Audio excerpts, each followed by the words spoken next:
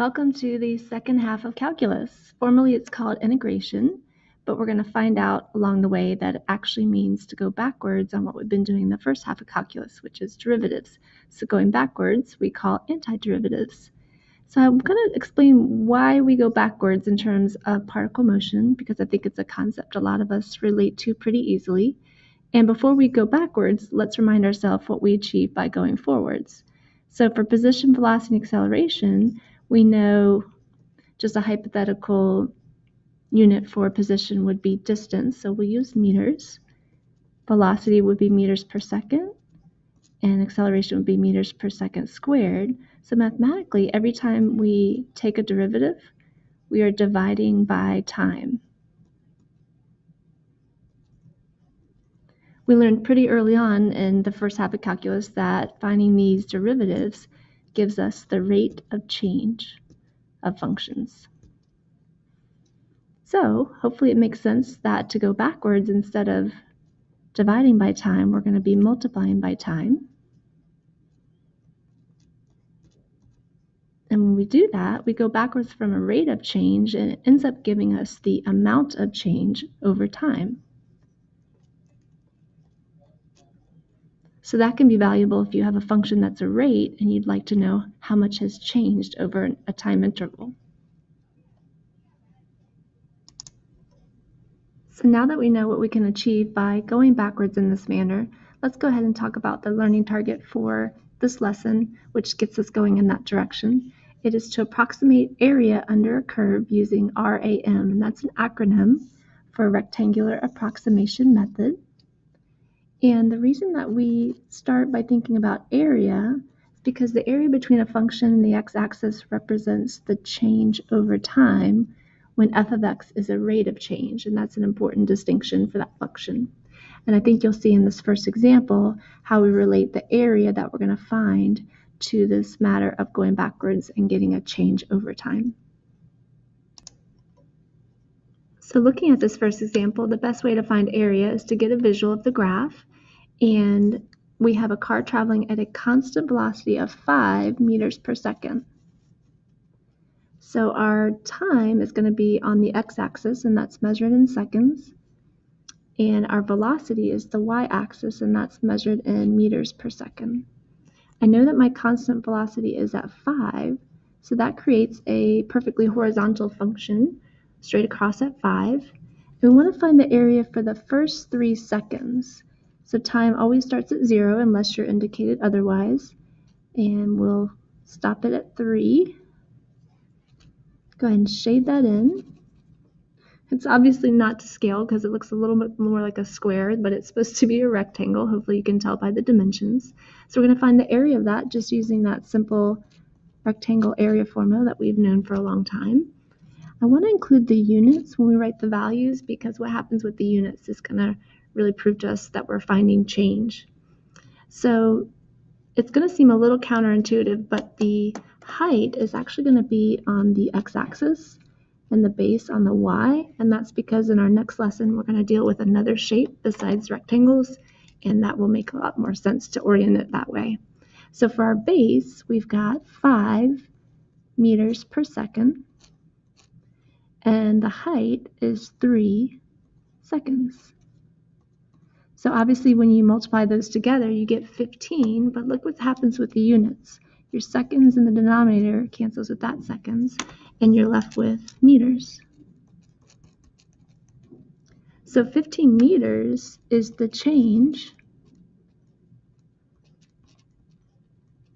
and that's a really nice keyword that you want to use in your explanations. And if you look back here to our introduction, when we start with a velocity function, and we multiply by that time, it actually gives us the change in position. And that happens over the very specific interval of that 0 to 3 seconds.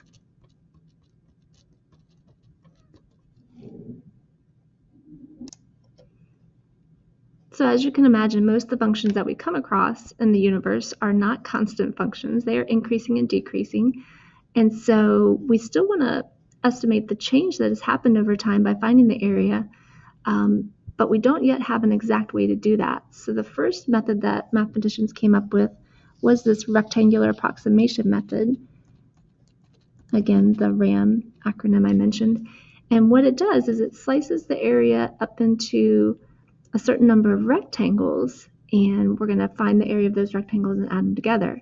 Now, obviously, this is not going to give us the exact area under the function because depending on which method you use, your rectangles could be going over or under the function, and we'll talk about the difference between those two. So just like on our first example that only had one rectangle, we're going to make all of our rectangle heights occur on the x-axis. And then when we are doing a right rectangular approximation, it means that the top right vertex of each rectangle is going to intersect with the function. So for my 4 rectangles, I have my base here and along the way for each one. Now if we shift and do a left rectangular approximation, we still have the heights along the bottom, but now the top left vertex of each rectangle will intersect your function. So as you can see, the bases are going to shift to the left.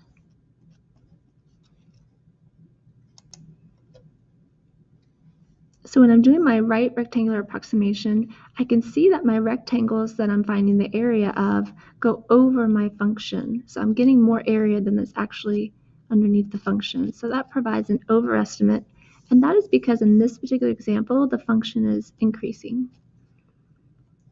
When you look at the left RAM, the rectangles stay underneath, so they don't account for all the area under the function, and they give us an underestimate. Since this is the same function, it's also increasing. So I hope it makes sense that if we looked at a decreasing function instead, that these two relationships would be exactly opposite. RRAM would produce an underestimate, and LRAM would be overestimate. And that's something you're going to be asked about quite a bit. And so it's going to be helpful to draw just a one rectangle sketch to give you an idea if it's over or under. The third type of RAM is the midpoint rectangular approximation, and it is such that the function will intersect the midpoint of the top of each rectangle. So height's still along the bottom, the x-axis, but your bases are now in the center or the middle of each rectangle. It generally gives a better estimate than the other two because it balances the over and under estimates. I mentioned drawing a one rectangle sketch to answer this over and under estimate, so I wanted to quickly show you what I meant by that. So for each of these, I drew just a hypothetical increasing function and then 2 decreasing functions. And so then you have to look at which one you are asked to position. So for right, I know that the right vertex of my rectangle has to be touching my function. And same here, it's got to be on the right. So in this case, it proves that my rectangle does go over my function, and this one, it stays under my function. And the opposite is true when I position the left vertex on my function for these. So they take a little practice to draw, but it definitely helps visualize and answer that question about the estimate. So for our first example, we're going to use all 3 variations of RAM to estimate the area under y equals x squared plus 1. Which conveniently is the graph that we have been looking at and talking about. So we'll be able to have a nice visual to relate it back to. For R and LRAM, they're asking us to use 4 rectangles. And then, as often happens, they change the number of rectangles for MRAM, and we'll talk about how to adjust that. We can see from our graphs that the height of each rectangle is 0.5, but if you were not to have a graph to look at, you would just take the difference of your interval, which is 0 to 2, and divide it by how many rectangles you want, which is 4. Notice that number is the same for LRAM, but it changes for MRAM, and that is because it's equal length heights that we're using for all 3 of these. So we want to create an X and Y chart of our interval from 0 to 2, and we'll jump by 0.5s. So we'll copy that all 3 times, and that's where we'll start together next time.